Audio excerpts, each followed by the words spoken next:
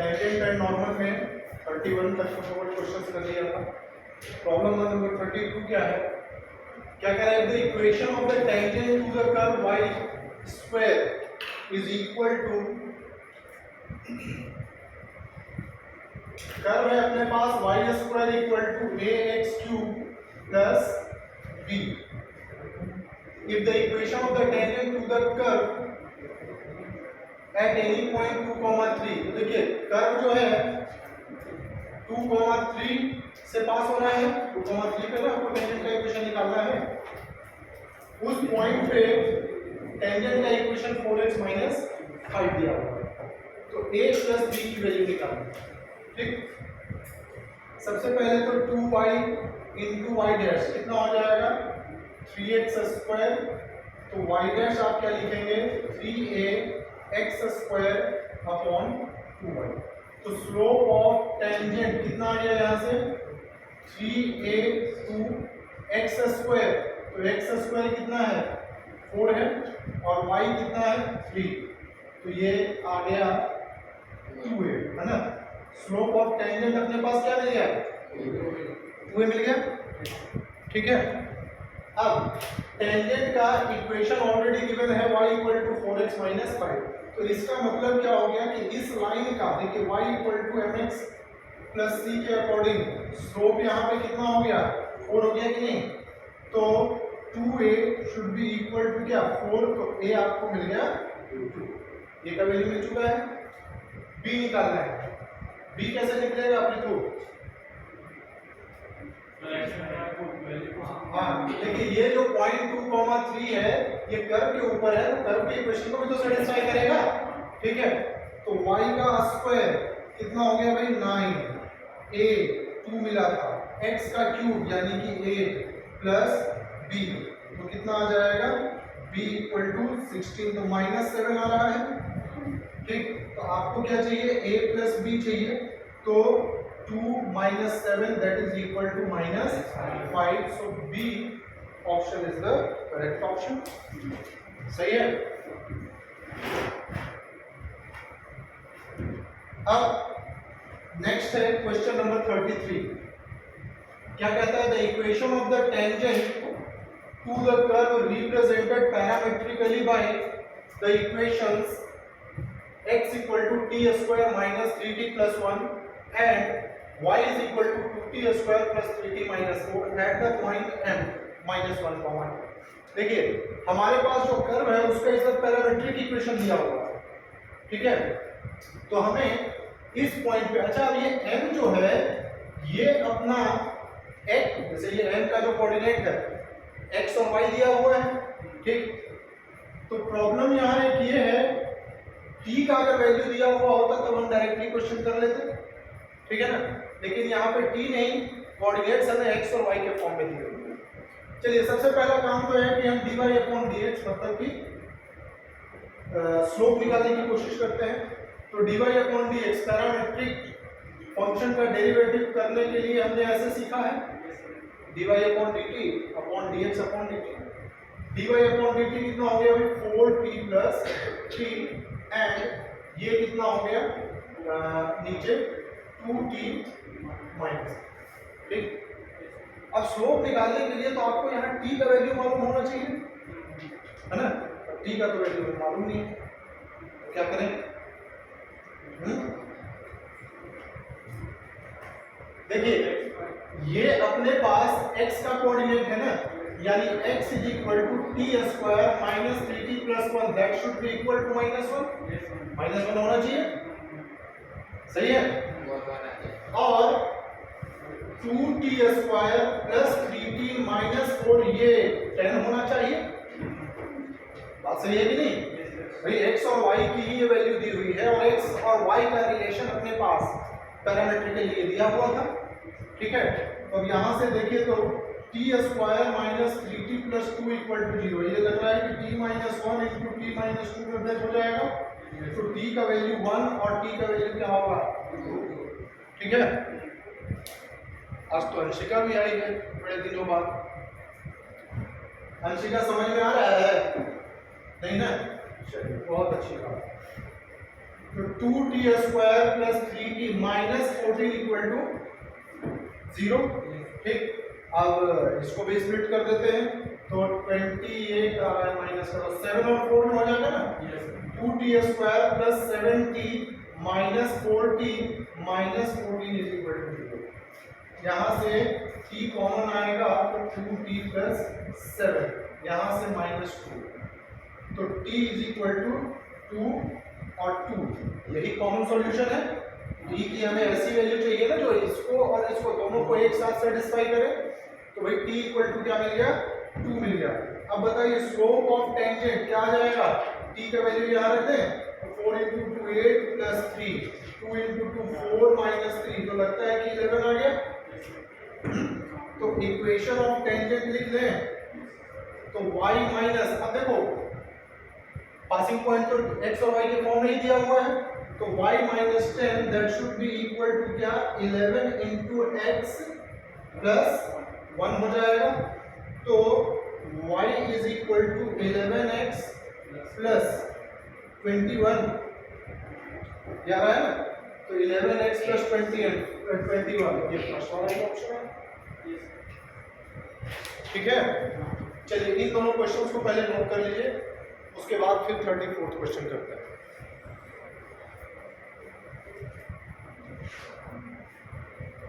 Question number 34 है, देखिएगा वत्सल थोड़ा इधर ध्यान देना। If the tangent at any point 4m square, 8m cube of x cube minus y square is equal to 0, is a normal to the curve x cube minus y square equal to 0 at any another point t। यहाँ पे मैंने question में थोड़ा सा correction किया है, at any another point then m is equal to क्या option होगा ये बताना है। ठीक, क्वेश्चन का मीनिंग समझिएगा। बुक में एक्चुअली ये वाला आगे जो मैंने स्टेटमेंट ऐड किया वो नहीं दिया हुआ था, लेकिन होना चाहिए, इसलिए मैंने अपनी तरफ से क्वेश्चन में ऐड किया है। ठीक, if the tangent at this point, इस पॉइंट पे कर्व के ऊपर जो टेंजेंट है, ठीक है, वो किसी दूसरे पॉइंट पे इसी कर्व के ऊपर क्या होगा, नॉर्मल होगा। ठीक है ना, कर्व को एक से ज्यादा जगह पे कट कर रहा होगा, तो हमें ये बताना है कि m का वैल्यू क्या होना चाहिए, समझे। तो सबसे पहले अपने पास ये जो गिवन पॉइंट है एट 4m स्क्वायर और 8m क्यूब, इस पे टेंजेंट की बात कर लेते हैं, इसका स्लोप और इक्वेशन वगैरह देखते हैं क्या है। ठीक है, तो 3x square minus 2y into y dash equal to 0, तो y डैश है आपका 3x square is equal to 2y। ठीक है, तो बताओ स्लोप ऑफ टेंजेंट कितना होगा, 3 इंटू एक्स स्क्वायर, तो 16m का पावर 4 अपॉन 2 और 8m क्यूब, तो ये 3m आ गया। ये स्लोप ऑफ टेंजेंट आया ना। अब ये बताइए इस पॉइंट पे टेंजेंट का इक्वेशन लिख लेते हैं पहले। ठीक है, तो इक्वेशन ऑफ टेंजेंट क्या होना चाहिए, कहाँ गया, y minus 8m cube 3m into x minus 4m square. सही है अनुज? ठीक है, अब आप क्या करेंगे, y minus 8m cube 3mx minus 4 नहीं कितना 12m क्यूब, तो y इक्वल टू हो गया 3mx माइनस 4m क्यूब। सही है, तो टेंजेंट का इक्वेशन हमें मिल चुका है। ठीक, अब ये जो टेंजेंट है ये कर्व को किसी दूसरे पॉइंट पे भी एक से ज्यादा जगह पे ये कट कर रहा है, तो एक तो पॉइंट भी यही था। अब उस जहां पे ये कट कर रहा है वहां पे ये क्या है, नॉर्मल भी है। समझ में आ गया?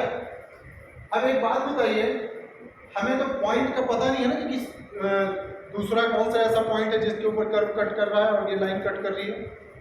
तो एक काम कर लेते हैं, लाइन का और कर्व का पॉइंट ऑफ इंटरसेक्शन निकाल लें। ये जो लाइन है, देखिए सिचुएशन कुछ इस तरीके से, ये है आपके पास कर्व, ठीक, ये है आपका टेंजेंट। तो लाइन इस पॉइंट पे तुमने टेंजेंट ड्रॉ किया है ना, ये कर्व को दूसरे पॉइंट पे कट कर रहा है कि नहीं कर रहा है, ठीक। तो यही जो लाइन है इस कर्व का एक नॉर्मल भी है। तो नॉर्मल है यानी कि यहाँ पे दूसरा टेंजेंट होगा और परपेंडिकुलर है। सिचुएशन समझ में आ गया, ठीक। तो अब पॉइंट ऑफ इंटरसेक्शन लाइन का और कर्व का निकाल लेते हैं। Point of intersection of the line and curve, तो क्या है, x cube is equal to y square है, तो इसका स्क्वायर कर लें। तो 3mx माइनस 4m क्यूब, इसका स्क्वायर हो गया, ठीक है। तो बताइए एक्स क्यूब, ये 9m स्क्वायर एक्स स्क्वायर, ठीक, प्लस 16m का power 6 minus 24 m to the power 4 into x, यही होगा ना, स्क्वायर कर दिया 9m square x square plus 16m का पावर 6 माइनस 24m का पावर 4 इंटू एक्स, सही। यानी कि देखिए x cube minus 9m square x square plus 24m to the power 4 x plus 16m to the power 6 is equal to 0, ठीक। अब x में क्या आया है, क्यूबिक इक्वेशन आया है, इसको हम लोग सॉल्व करते हैं, ठीक है। इसको यहां तक नोट कीजिए तो जल्दी से। देखिए यहाँ पे ये प्लस नहीं माइनस होगा, ठीक है। अब इक्वेशन क्या है अपने पास, x cube minus 9m square x square plus 24m का power x minus 16m to the power 6। कैसे इस क्यूबिक इक्वेशन को सॉल्व करें, m वगैरह में थोड़ा लेंथी सा दिख रहा है ना। और क्यूबिक इक्वेशन को कैसे सॉल्व करते थे, मीट एंड ट्रायल मेथड से x की वैल्यूज वगैरह रख के करते थे। अब यहाँ तो ऐसा कुछ पता नहीं चल पा रहा है। देखिए एक बात तो पक्का पता है कि ये जो पॉइंट ऑफ कांटेक्ट आएगा, ठीक, उसको ये तो जरूर सेटिस्फाई करेगा, क्योंकि ये वाला पॉइंट भी लाइन और कर्व का पॉइंट ऑफ इंटरसेक्शन ही तो है। तो एक रूट तो ये है ही, तो तुम पहले इसको रख दो, ठीक ना। तो डिवाइड कर लेते हैं, किससे डिवाइड करेंगे, x माइनस 4m स्क्वायर से, ये तो फैक्टर होगा ना। x की जो ये वाली वैल्यू है ये इस इक्वेशन को सेटिस्फाई करेगी कि नहीं, ये बात सबको समझ में आ रही है। किसी को प्रॉब्लम हो तो बताइए। देखो ये वाला पॉइंट था ना, मैं इसका नाम P रख देता हूं, ठीक, P। तो P पॉइंट ये है ना, और ये जो पॉइंट है ये लाइन और कर्व इन दोनों का पॉइंट ऑफ कांटेक्ट ये भी तो है, समझे कि नहीं। यानी कि इसका कोऑर्डिनेट भी तो इस इक्वेशन को सेटिस्फाई करना चाहिए, ठीक। कोऑर्डिनेट मतलब x कोऑर्डिनेट ही, क्योंकि आप x का कोऑर्डिनेट का इक्वेशन निकाल रहे हैं, ठीक है। तो इसको रख के देख लेते हैं। देखिए जब डिवाइड करेंगे तो क्या आएगा, डिवाइड कर लेते हैं, x cube minus 9m square x square 24m का पावर 4x माइनस 16m का पावर 6, कितने से, एक्स स्क्वायर से। तो x cube minus 4m square x square होगा ना, प्लस और माइनस, तो माइनस 5m स्क्वायर और एक्स स्क्वायर, ठीक, प्लस 24m का पावर 4 इंटू एक्स। अब कितने से मल्टीप्लाई करोगे, minus 5m square into x से, सही है। तो कितना हो जाएगा, माइनस 5m स्क्वायर और एक्स स्क्वायर प्लस 20m का पावर 4 इंटू एक्स, ठीक है। प्लस माइनस ये कैंसिल हो गया, तो 4m का पावर 4 इंटू एक्स, ठीक है। एंड ये था आपका -16 into m to the power 6, सही है। अब इसको कितने से करना होगा, 4m² से, ठीक है ना। तो 4m का power 4 into x minus 16m का पावर नहीं 4 से ना पावर 4 होगा, तो ये आ गया। तो यानी कि अब एक्स क्यूब जो है हमारा वो बन गया है x minus 4m² into x square minus 5m² plus ये, ठीक। अब ये क्वाड्रेटिक आया है, इसको फिर से split in the middle term से सॉल्व कर लेंगे। तो देखो x माइनस 4m², ये लगता है कि x minus 4m² into x minus m² में ब्रेक हो जाएगा, या गलत है, सही। तो पॉइंट आपको क्या क्या मिला, एक तो मिला 4m², यहां से भी मिला 4m² और यहां से मिला m², ये दोनों तो पॉइंट एक ही पॉइंट आ रहा, ठीक। x इक्वल टू क्या मिल गया, जो अनदर पॉइंट दूसरा पॉइंट है अपने पास, क्या मिला, m², x का कोऑर्डिनेट मिला, y निकाल देते हैं। तो y के लिए आपको क्या करना है, y² इज इक्वल टू क्या है, x का क्यूब है ना, ठीक। तो x का क्यूब मतलब कितना हो गया, m का पावर 6, तो y कितना हो गया, m³ प्लस माइनस m का क्यूब हुआ, ठीक है।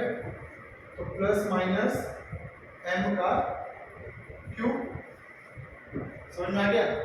तो चलिए अब देख लेते हैं अपने पास दूसरा जो पॉइंट हुआ m² और m³, पहले इस पॉइंट पे चेक कर लेते हैं, ठीक।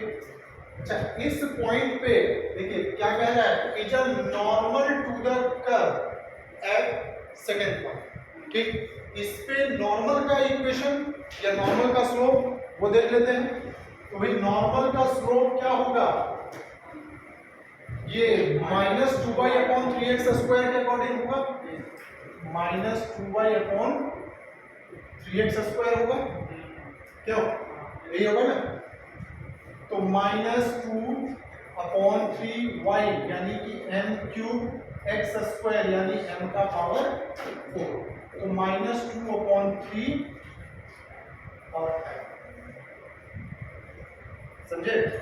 अब एक बात बताइए, ये वाला स्लोप और ये वाला स्लोप, लाइन तो सेम ही है ना, तो स्लोप तो इक्वल होगा, लाइन क्योंकि सेम ही है तो स्लोप तो सेम ही होगा ना, इक्वल होगा, ठीक। सिंस लाइन इज सेम, तो देखिए -2/3m that should be equal to क्या, 3m। अच्छा, अब यहां पे देखो m² आपको -2/9 मिल गया, जो कि संभव नहीं है, ठीक है ना। यानी कि जो हमारे पास दूसरा पॉइंट था m² और -m³, ये पॉसिबल होगा।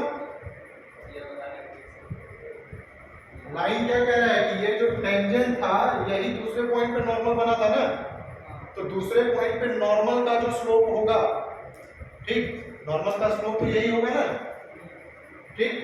अब ये यही वाली लाइन है, तो इसका लाइन का स्लोप कितना था पहले, 3m था, तो सेम ही लाइन है ना, चाहे स्लोप ऐसे यहां से निकालो या वहां से निकालो, यहाँ पे जो टेंजेंट है वो अगले पॉइंट पे क्या है, नॉर्मल है, ठीक। तो इस पॉइंट पे नॉर्मल का स्लोप निकालो, तो नॉर्मल जो भी होगा उसका स्लोप ये होना चाहिए कि नहीं होना चाहिए, ठीक। सेकंड पॉइंट के लिए नॉर्मल क्या है, यही वाली लाइन है, और इस लाइन का स्लोप पहले कितना आ रहा था, 3m, ठीक, और अभी कितना आ रहा है, ये दोनों भी आपस में इक्वल होना चाहिए, तो सेम लाइन है तो स्लोप भी तो एक ही होगा ना। तो हमारे पास m² m³ पे तो ऐसी कोई लाइन एग्जिस्ट नहीं कर रही है, m² कभी भी नेगेटिव आ सकता है क्या, यानी ऐसा लाइन इस पॉइंट पे एग्जिस्ट नहीं करेगा, ठीक है ना। अब जरा इस पॉइंट पे देख लेते हैं, बताइए स्लोप ऑफ नॉर्मल क्या होगा, -2/3, और सब कुछ ऐसे ही चलेगा, बस क्या जाएगा, नहीं माइनस था ना, तो इस बार क्या आ जाएगा, ये प्लस, ये आ गया 2/3। तो बताइए 2/3m that should be equal to क्या, 3m। तो m स्क्वायर इज 2/9, ठीक है। तो m is equal to square root of 2/9 plus minus के साथ। तो कौन सा ऑप्शन आ रहा है, डी वाला ऑप्शन है। 2/3 भी लिख सकते हैं इसको, समझे। तो ये बहुत ही बढ़िया क्वेश्चन था, समझ में आ गया। फिर से कोई कंफ्यूजन है तो बता देता हूं मैं। देखो इस पॉइंट पे जैसे मैंने फिगर बनाया एग्जैक्टली यही फिगर बनेगा। कर्व को एक पॉइंट पे एक टेंजेंट जो है वहां से गुजर रहा था, कर्व को किसी दूसरे पॉइंट पे कट किया, दूसरा पॉइंट क्या है अपने पास, ये आया m स्क्वायर और माइनस m, ठीक है। इस पॉइंट पे कर्व को जहां ये लाइन कट कर रहा है उस पॉइंट के लिए ये लाइन नॉर्मल बन जाता है। तो नॉर्मल बन जाता है यानी टेंजेंट कोई और होगा, समझ में आ गया कि नहीं। तो मैंने क्या कर लिया, सबसे पहले तो ये पॉइंट फाइंड कर लिया। कर्व और पॉइंट किसी भी लाइन का या किसी भी दो कर्व का पॉइंट ऑफ इंटरसेक्शन निकालना हो तो हम दोनों कर्व्स को साइमल्टेनियसली सॉल्व कर देते हैं। हमारे पास टेंजेंट का इक्वेशन तो निकाल लिया हमने, इजी था, स्लोप मिल गया था, पासिंग पॉइंट दिया हुआ था। तो लाइन का हमने इक्वेशन निकाल लिया। अब कर्व है अपने पास, कर्व का और लाइन का पॉइंट ऑफ इंटरसेक्शन निकालना। पॉइंट ऑफ इंटरसेक्शन निकालने में हमें एक हिंट, ये इक्वेशन अपने पास बढ़ा रहा था, तो हमें एक हिंट तो ये मिल रहा था कि कर्व यहां से तो पास हो ही रहा है, यानी x की एक वैल्यू के लिए तो ये सेटिस्फाई करेगा इस इक्वेशन को, ठीक है ना। तो जैसे क्यूबिक इक्वेशन सॉल्व करते थे, डिवाइड करके हमने ऐसे कर लिया, ठीक। डिवाइड में डायरेक्ट भी कर सकता था लेकिन प्रांजल को फिर तकलीफ होती, जैसे पिछली बार हुई थी कि सर आपने डायरेक्ट कैसे कर दिया, तो इस बार इस तरीके से कर दिया, ठीक है। ये इक्वेशन मिला, क्वाड्रेटिक वाला पार्ट, ये लीनियर वाला पार्ट। यहां से हमारे पास ये वैल्यू मिला, इसको सॉल्व किया तो ये वैल्यू मिला और ये वैल्यू मिला। ये पॉइंट और ये पॉइंट तो आइडेंटिकल ही आ गए, ठीक है ना। तो दूसरा पॉइंट जो है, अनदर पॉइंट की बात हो रही है, तो ये वाला पॉइंट है। अब इस पे y के तो दो वैल्यू जा रहे हैं, ठीक ना। एक वाला एक पॉइंट आ रहा है m स्क्वायर m क्यूब और एक आ रहा है m स्क्वायर और माइनस, ठीक। इस पॉइंट पे जब हमने टेंजेंट का ये नॉर्मल का स्लोप निकाला, क्योंकि अब उस पॉइंट पे नॉर्मल की बात हो रही है कि उस पॉइंट पे जो नॉर्मल का लाइन होगा वो यही वाला लाइन होगा, तो उस पॉइंट पे नॉर्मल का स्लोप निकाल दिया। भाई जो भी लाइन वहां पे नॉर्मल बनाएगा उसका स्लोप तो यही होना चाहिए ना, ठीक, समझ में आ गया। अब नॉर्मल का जो ये स्लोप था, इस लाइन के स्लोप से हमने जब इक्वेट किया तो m स्क्वायर माइनस 2 आएगा, जो कि पॉसिबल नहीं है। तो इसका मतलब क्या हो गया कि ऐसी कोई लाइन इस पॉइंट पे एग्जिस्ट नहीं करती है, there is no such line that exist, यानी x के ऊपर पॉसिबल नहीं है। तो अब दूसरा पॉइंट था अपने पास, ठीक है। अब यहां से हमने जब सॉल्व किया दोनों स्लोप को इक्वेट करके जैसे ऊपर किया था, तो m का वैल्यू प्लस माइनस 2/9 का स्क्वायर होगा, समझ गया। तो डी ऑप्शन हमारा करेक्ट ऑप्शन। इसको फटाफट जल्दी से कॉपी कर लीजिए।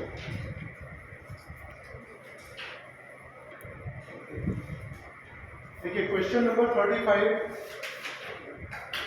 क्या कहता है, with the straight line x cos alpha plus y sin alpha equal to p touches the curve xy equal to a square, then p square upon 2a square का वैल्यू निकालना है, ठीक। ये स्ट्रेट लाइन इसको touch कर रहा है, यानी कि ये टेंजेंट होगा नहीं, ठीक।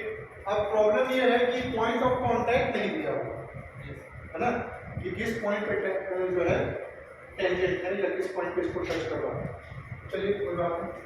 सबसे पहले काम y is equal to a square upon x, tangent का स्लोप निकाल लें, ठीक। तो dy अपॉन dx कितना होना चाहिए, minus a square upon x square. एक काम करो, माइनस a स्क्वायर का वैल्यू फिर से xy रख दो, ठीक है। तो ये क्या मिल जाएगा आपको, माइनस y अपॉन एक्स। ये स्लोप ऑफ टेंजेंट मिलेगा। मैं मान लेता हूं कि पॉइंट अल्फा कॉमा बीटा है, एक अल्फा यूज हुआ है ना, चलो x1 y1 मान लो, ठीक है। तो स्लोप ऑफ टेंजेंट क्या बन जाएगा, ये -y1/x1 हो जाएगा, ठीक ना, समझ में आ गया। अब ये बताइए इसी पॉइंट पे टेंजेंट का इक्वेशन कैसे लिखेंगे आप, तो y - y1, ठीक, और -y1/x1 इंटू x - x1 लिखा जाएगा। कोई प्रॉब्लम यहाँ तक नहीं ना, यानी कि ये बन जाएगा x1 into Y minus x1 y1, सही है, is equal to -x y1 plus x1 y1, ठीक। तो इसको आप लिख सकते हैं xy1 plus x1y is equal to 2x1 y। कोई दिक्कत यहाँ तक नहीं ना। अब ये बताओ अपने पास ये जो इक्वेशन है ये एक्चुअली ये वाली इक्वेशन है नहीं, इसको इसके साथ कंपेयर कर सकते हैं हम नहीं, ठीक है। अच्छा, साथ ही साथ x1 y1 की वैल्यू a² आप लिख सकते हैं कि नहीं, x1 y1 जो पॉइंट है तो कर्व के ऊपर ही ना, यानी कर्व की इक्वेशन को सेटिस्फाई करेगा। तो मैं यहां से कर्व का जो इक्वेशन, ये लाइन का जो हमारा टेंजेंट का इक्वेशन आया है, इसको मैं ये भी लिख सकता हूं xy1 plus x1y is equal to क्या, 2a², सही है ना।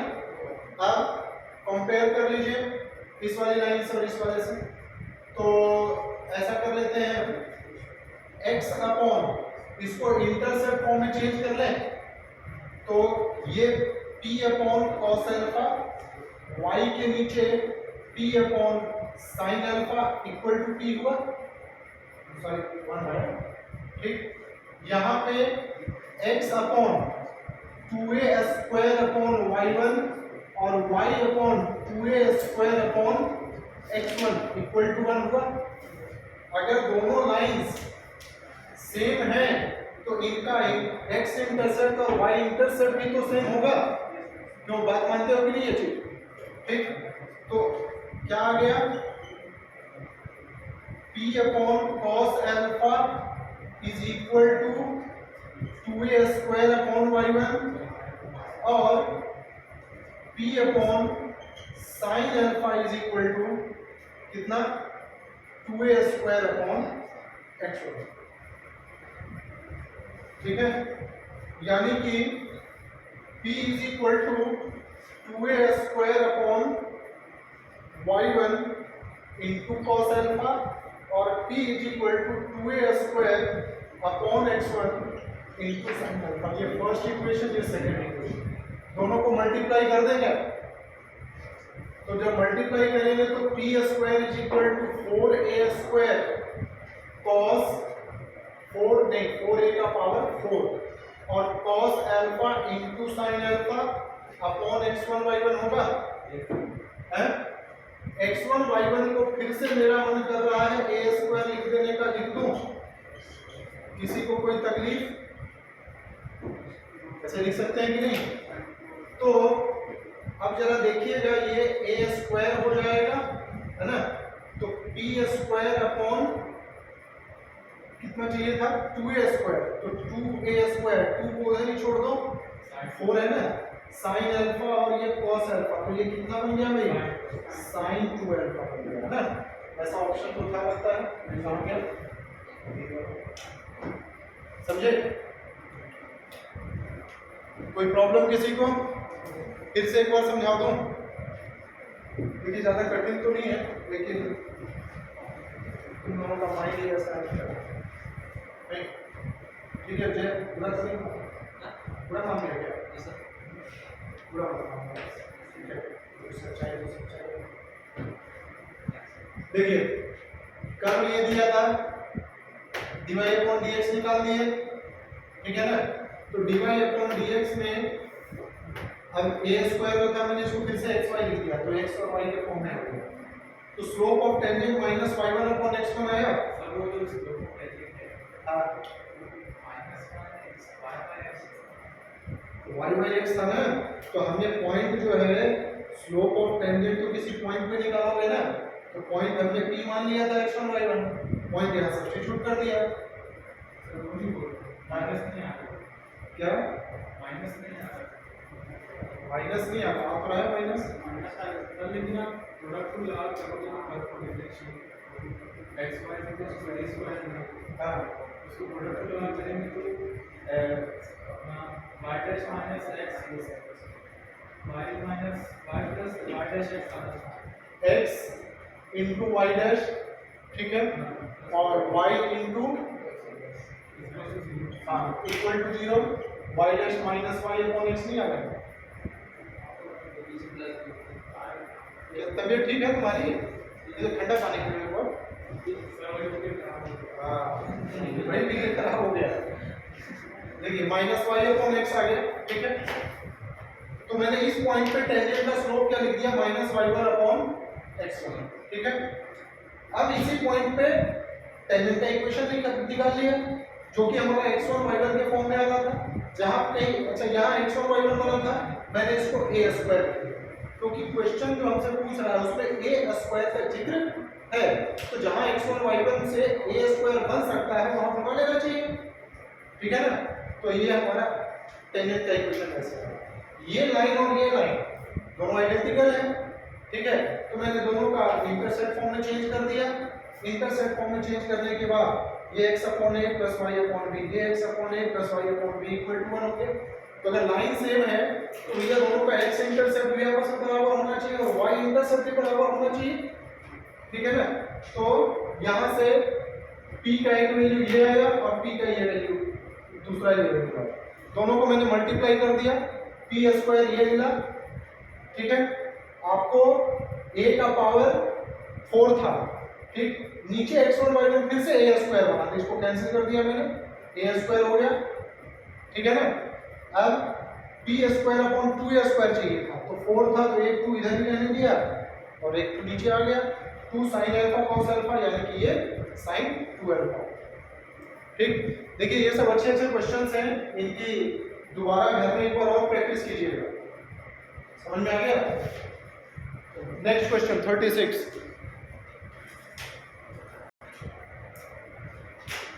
Question number 36. If the curve y equal to x square minus 6x plus b passes through 0, 2 and has its tangent parallel to x axis at x equal to 3/2, then a plus b निकालना है। ये मेरे ख्याल से आसान question है, इसको तो कर लेना चाहिए। भाई क्या दिया है, x square minus 6x plus b, curve कहां से पास होता है, 0,2 से, यानी कि 0,2 कर्व को तो सेटिस्फाई करेगा, तो 2 हो गया, तो ये 0 माइनस 0 प्लस, तो b तो आपका 2 मिल गया है, b का वैल्यू तो 2 आ चुका है। अब a निकालना है, तो अब a की वैल्यू फाइंड करने के लिए ही लगता है कि अगला स्टेटमेंट दिया हुआ है। तो चलिए dy अपॉन dx क्या होगा, a इंटू 2x माइनस 6 होगा, सही है।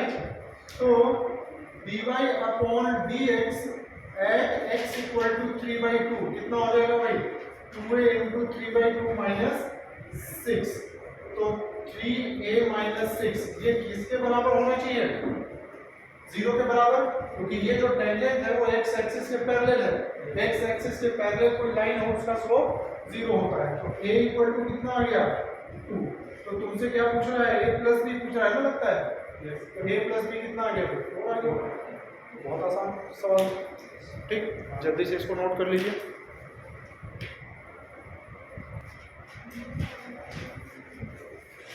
देखिए question number 37, find the angle between the curves fx is equal to 2 to the power x log x and gx ये दिया हुआ है। fx है 2 का पावर x into log 2 नहीं log x और g का पावर x है, नहीं gx है, x का पावर 2x माइनस, दोनों कर्व के बीच का एंगल निकालना है। देखिए एंगल बिटवीन टू कर्व्स के लिए मैंने सबसे पहले क्या बताया था आपको, उनका पॉइंट ऑफ इंटरसेक्शन चाहिए, ठीक है ना। तो पॉइंट ऑफ इंटरसेक्शन सबसे पहले निकाल लेते हैं, और जो भी पॉइंट ऑफ इंटरसेक्शन आएगा उस पॉइंट पे दोनों का स्लोप निकाल लिया जाएगा, ठीक। तो पहले पॉइंट ऑफ इंटरसेक्शन देख लेते हैं, 2 का power x log x is equal to x का पावर 2x माइनस, ठीक।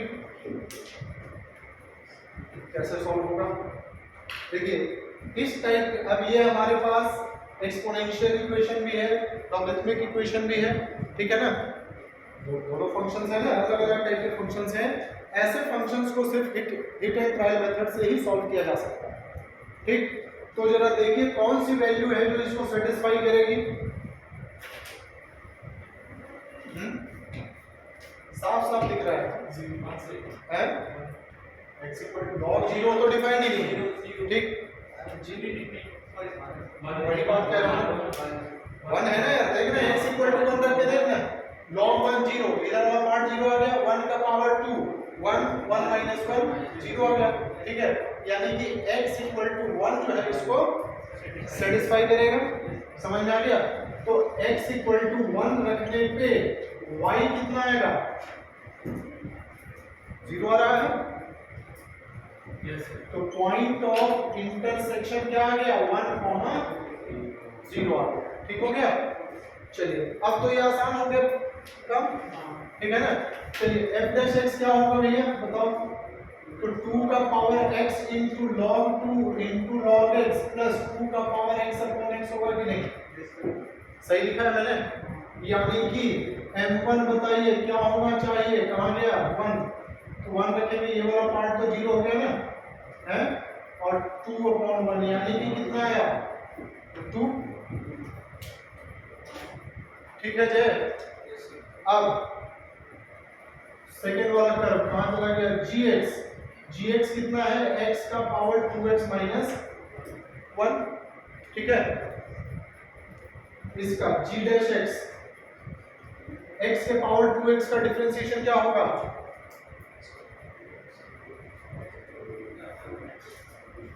देखिए x के पावर x का डेरिवेटिव मैंने आप लोगों को बताया था, डायरेक्ट बताया था कि इसको याद रखिएगा क्योंकि कई जगहों पे ये यूज होगा, ठीक। अब हमारे पास x का पावर 2x है, तो घबराओ मत, u मान लो इसको x के पावर 2x को है, इसका डिफरेंशिएशन करना है ना, क्या हो गया log u 2x और log x, सही है। तो 1 अपॉन u और du अपॉन dx, तो 2 1 प्लस log x होगा, x log x का तो यही होता था ना, x को मल्टीप्लाई log x का तो 1 हो गया, ठीक तो है। तो 2 इंटू एक्स का power 2x into 1 plus log x होगा कि नहीं होगा, समझे। तो इसका डेरिवेटिव आ गया 2 इंटू एक्स का power 2x into 1 plus log x, और आगे वाले का तो 0 हो गया, ठीक। अब m2 कितना होगा, x इक्वल टू 0 रख दें, तो x इक्वल टू 1 रखना है ना, 1 और ये 1 प्लस 0, तो ये कितना आ गया 2, तो दोनों का स्लोप तो इक्वल आ गया, यानी कि एक ही टेंजेंट होगा,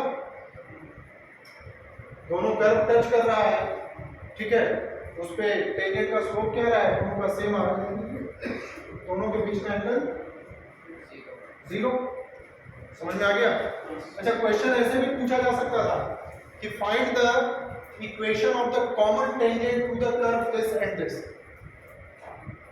तो ये जो, क्योंकि दोनों कर्व क्या हो रहा है, टच कर रहा है, ठीक है, तो कॉमन टेंजेंट का इक्वेशन क्या बन जाता, इक्वेशन ऑफ, देखिए कॉमन टेंजेंट, तो भाई पासिंग पॉइंट तो तुम्हारे को मिल गया ना यार, 0, स्लोप भी 2 मिल गया है और x माइनस 1, तो y is equal to 2x minus 2 will be the common tangent. Clear है? चलिए फटाफट इसको नोट कर लीजिए। तो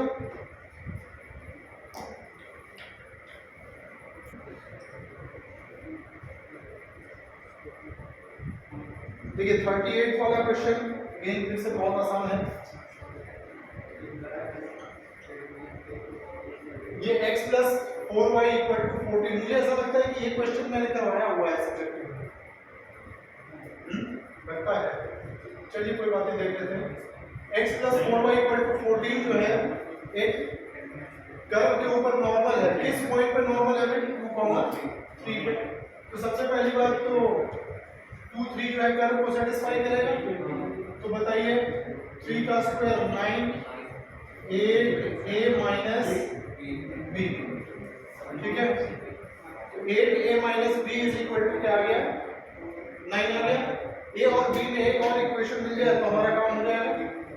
तो क्या कर लेते हैं, 2y into dy upon dx is equal to कितना? 3a x स्क्वायर, यही होगा ना, ठीक। तो dy अपॉन dx कितना हो गया? 3a अपॉन 2 और x स्क्वायर अपॉन y, ठीक। तो टेंजेंट का स्लोप कितना हुआ, या डायरेक्ट में नॉर्मल का स्लोप लिखूंगा तो minus 2y upon 3a into x square होगा कि नहीं होगा? है, पॉइंट रख दो। माइनस 2 इंटू y कितना था भाई? 3a और x स्क्वायर कितना था?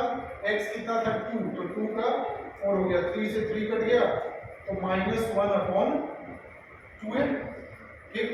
अब ये नॉर्मल दिया हुआ है, यहां से लाइन था आपका x plus 4y equal to 14, तो इसका स्लोप कितना हुआ? माइनस 1 अपॉन 4 हुआ, ठीक। तो that is equal to minus 1 upon 2a। तो a इक्वल टू क्या मिल गया तुमको? 2 मिल गया। a का वैल्यू 2 रखोगे तो b कितना मिल जाएगा? 7। चलिए तो a प्लस b कितना आ गया भाई साहब? 9 है ऑप्शन क्या? First option. अक्षर समझ में आ गया? पक्का? सोच लो एक बार। आगे आंसर भी आ गया, ठीक। 39 वाला क्वेश्चन नंबर 39 क्या कहता है? The two curves x is equal to y square and xy equal to a cube cut orthogonally at a point. देखिए ये दोनों कर्व्स जो ऑर्थोगोनली कट करते हैं। ऑर्थोगोनली कट करने का मतलब 90 डिग्री पे कट करते हैं, ठीक है। तो 90 डिग्री पे कट करते हैं तो m1 m2 का प्रोडक्ट क्या जाना चाहिए? -1, ठीक। अब यहाँ पे समस्या क्या है कि अपने पास पॉइंट ऑफ कांटेक्ट नहीं है, तो सबसे पहले पॉइंट ऑफ कांटेक्ट निकाल लेंगे। उसके लिए दोनों कर्व को क्या करना पड़ेगा? सॉल्व करना पड़ेगा। तो x इक्वल टू है y स्क्वायर और xy इक्वल टू है a क्यूब, ठीक। तो x का ये वाला वैल्यू इधर रख लेते हैं, तो y cube is equal to a cube. तो y इक्वल टू क्या आ गया? a आ गया, ठीक है ना। तो x कितना आ जाएगा भाई? a square. तो point of intersection a square comma a आया, सही है, ठीक। चलिए फर्स्ट कर्व के लिए बताइए तो y square equal to x लिखा है, तो 2y इंटू y डैश कितना आया? 1, तो y डैश आया 1 अपॉन 2y। तो m1 में क्या लिख दूं? 1 अपॉन 2y, y मतलब कि a। तो m1 तो ये आ गया, समझ गए? अब सेकंड कर्व के लिए कहां गया second curve? xy equal to कितना है? x क्यूब है, ठीक है। तो यहां से x into y dash plus y is equal to 0 हो जाएगा, ठीक। तो y डैश कितना हो जाएगा? माइनस y अपॉन x, ठीक है। तो m2 माइनस y यानी कि a अपॉन a स्क्वायर, तो ये -1 अपॉन a है, बात नहीं, m2 कितना है -1/a है कि नहीं है, अनुज सही है। दोनों कर्व्स जो है ऑर्थोगोनली कट करते हैं, तो ऑर्थोगोनली कट करते हैं तो m1 और m2 का प्रोडक्ट -1 होना चाहिए। m1 कितना है भाई 1/2a, m2 कितना है -1/a, ये -1, तो a स्क्वायर पूछा गया है, तो a स्क्वायर तो 1/2 आ रहा है, ऑप्शन है क्या, ये रहा है डी वाला। ठीक, जल्दी से इसको नोट करो तो फटाफट।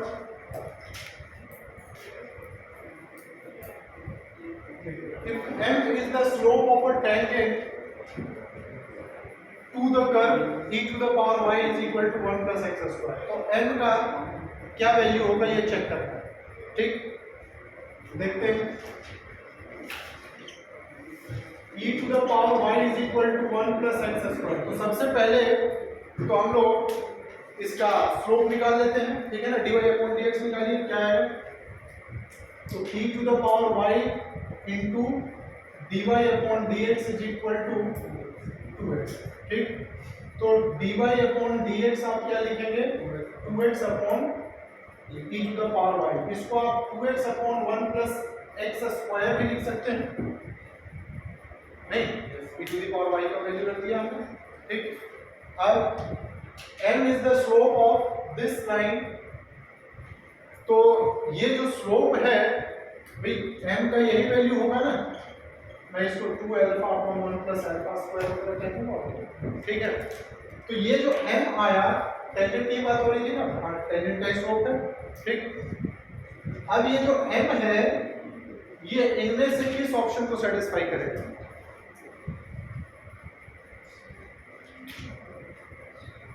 बताइए। देखिए सभी हाँ, बोलो बोलना पड़ेगा, क्या बहुत तुम ऐसी बात कर रहे हो ना, और पूरा YouTube देखे, समझे, ट्रिग्नोमेट्री कहाँ से आ गया मेरे भाई, हैं? क्यों तुम अपनी भी बेइज्जती और मेरी भी बेइज्जती करा रहे हो? देखते हैं, चलिए। देखिए जो हमने पॉइंट लिया है अल्फा बीटा, ठीक, अल्फा मैंने लिखा है, बीटा लिखने की जरूरत नहीं थी क्योंकि y का कहीं पे यूज है नहीं। ठीक, तो देखो e का power beta 1 plus alpha square, यही, ठीक ना। बताइए ये अल्फा, ये वाला पार्ट तो ऑलवेज पॉजिटिव होगा, सही है कि नहीं, और वैसे भी e to the power x का ग्राफ जो है वो ऐसे ही बनता है, तो x का हमेशा तो ऊपर ही रहता है, पॉजिटिव ही होगा। ठीक, अब अल्फा का जो वैल्यू है वो प्लस और माइनस कुछ भी हो सकता है, नहीं, अल्फा का वैल्यू क्या होगा, प्लस और माइनस कुछ भी हो सकता है कि नहीं हो सकता है, बात समझे। तो हमारा जो m है 2 alpha upon 1 plus alpha square. ठीक, अच्छा 1 प्लस अल्फा स्क्वायर, इसको ऐसे भी जरा एक बार लिखते हैं, बीटा। ठीक, बीटा मतलब कि e to the power y था, नहीं बीटा नहीं था, e का पावर बीटा है ना। ठीक, अच्छा ये जो क्वांटिटी है वो ऑलवेज 1 से बड़ा रहेगा भाई, 1 प्लस तुमने किया है तो 1 से तो बड़ा ही क्वांटिटी होगा कि नहीं होगा, यानी डिनोमिनेटर जो है वो ऑलवेज 1 से बड़ा है। नहीं समझ में आ रहा है, चलो पहले इसको इतना लिखो, फिर बताता हूँ।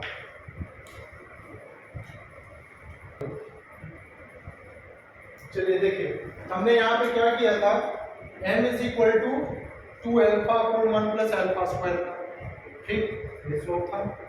अब ऑप्शन से बारी बारी हम चेक कर लेते हैं, modulus m is greater than 1, ठीक है, तो मॉडुलस m, अगर मॉडुलस m ग्रेटर देन 1 है, इसका मतलब m माइनस 1 से छोटा होगा या